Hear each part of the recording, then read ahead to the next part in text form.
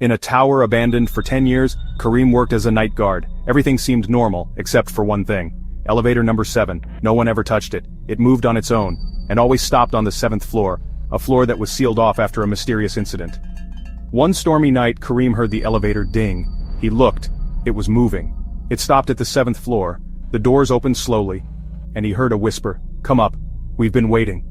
He stepped inside. Each floor groaned as the elevator rose. It stopped. The doors opened into a dark hallway lined with photos of people with no eyes, all staring at him.